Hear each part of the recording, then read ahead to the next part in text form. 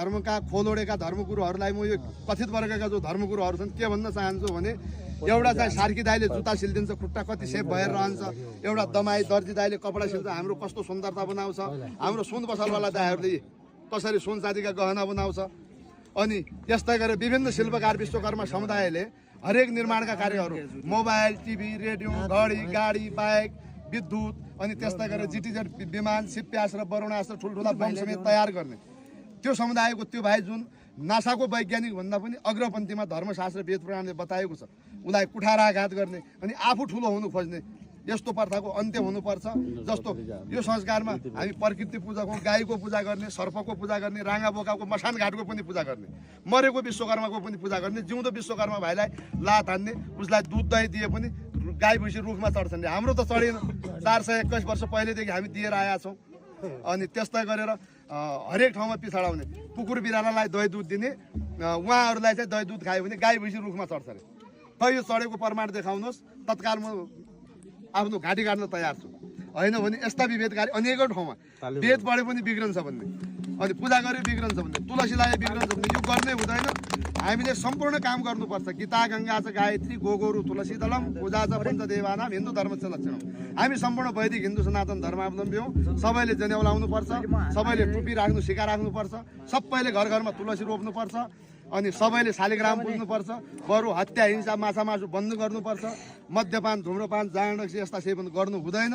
हजुर जो कोहीको घरमा पनि जे गर्नुपर्छ जन्मदेखि मृत्युसम्म, यहाँसम्म कि यदि हजुरको मसान जाने मान्छे छैन भने म आएर तयार छु। हिन्दू संस्कारमा हुनु पर्यो।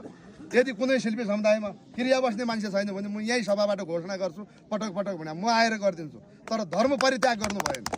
हामी एक भाइ हौँ, एक आमाका सन्तान हौँ र बर्माले सृष्टि जसले यो संसार बनाएको हो उसको सबभन्दा पहिलो जेठो समुदाय, जेठो सृष्टिमा सबभन्दा पहिला भनेको नै विश्वकर्मा समुदाय हो। र जो भगवान् शिव र कुबेरले निर्णय गरेर सुनको जिम्मेवारी अमूल्य धातुको दिनुभएको छ। लङ्काको पुरै श्रीलङ्काको निर्माणदेखि लिएर कैलाशको शिव भवन, वैकुण्ठको विष्णु भवन, अयोध्याको राम भवन, वृन्दावन मथुराको कृष्ण आदिका ठुल्ठुला भगवान्का भवन बनाउने हजुरहरूको परिवार हो भनेपछि हजुर चाहिँ कुनै अछुत कुनै यस्तो विभेदकारी होइन। हजुरलाई सबभन्दा पहिले भगवान्को जस्तै पूजा गर्नुपर्छ। म यो माग गर्न चाहन्छु, किनभनेपछि सबै कामहरू हाम्रो यो समुदायले गर्ने।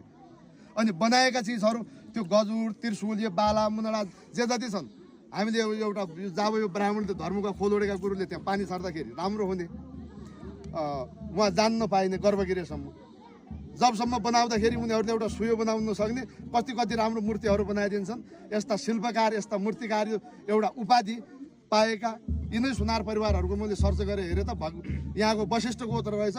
वशिष्ठ ऋषि भनेका भगवान् रामका पनि गुरु हुन्, जसलाई 3 लोकले मान्छ भने त्यस्तो परम्पराबाट आएका मानव हौँ हामी। त यसमा कुनै विभेद छैन। कुनै वेद पुराण धर्मशास्त्र मीमांसा दर्शन शब्दकोशहरूमा कहीँ पनि विभेद शब्द छैन र यो दलित शब्द पनि छैन। यो हट्नुपर्छ। यो कुनै धर्मग्रन्थ कुनै शब्दकोशमा छैन। जो दलित उसलाई भन्ने हो जुनसुकै समुदाय वर्गको भए पनि जसको हात छैन खुट्टा छैन, जो खान सक्दैन, बिहान बेलुका खान 1 गिलास पानी छैन, 1 चम्मच नुन छैन, त्यसलाई पो बरु कोटा गर्ने हो। सरकारलाई पनि म हजुरहरूकै सामने के भन्न चाहन्छु भने एकातिर विभेद अन्त गर भन्ने, अर्कोतिर दलित कोटा भनेर त्यहाँबाट मोहर लगाएर गर्ने यो रणनीति भनेको यी चाहिँ बिचका भनाउँदै मतलब कि अनेक किसिमका सुगुलगुण्डाहरू जसरी प्रचण्ड देउपा ओलीहरू छन्, यिनीहरू भित्रभित्र खाएर एकछिन झगडा गर्ने एकछिन मिलेर यसरी चाहिँ हाम्रो समुदायको नाम लुटेर खानेहरू छन्। यो पनि अन्त्य हुनुपर्छ। जो कोही पनि दिन दुखी गरिब दरिद्र अथवा समस्या भएको छ उसलाई हामी सबैले सहयोग गर्नुपर्छ। हिन्दू धर्म बस्नुपर्छ। हिन्दू धर्मको हजुरको मैले अध्ययन गरे अनुसार मैले 6 पल्ट मास्टर डिग्री गरेको हो, 1 पल्ट पिएचडी सकेर दोस्रो पल्ट गर्दैछु। दरबारको राजगुरुको परिवारको मान्छे पनि हो र नेपाल पञ्चाङ्ग निर्णय विकास समितिदेखि विभिन्न दर्जनौँ संस्थामा आबद्ध भएको हो। यी विभेदका कुरा काहीँ पनि छैन। यसमा डराउनु हुँदैन। घर घरमा हजुरले वेद पुराण शालिग्राम धर्मशास्त्र राख्न सक्नुहुन्छ, तुलसी राख्न सक्नुहुन्छ। यदि कसैले राख्ने इच्छा छ, पैसा छैन भने हामी हाम्रो समूहबाट हाम्रो ग्रुपबाट उहाँलाई आग्रह गरौँला, अरूलाई आग्रह गरौँला।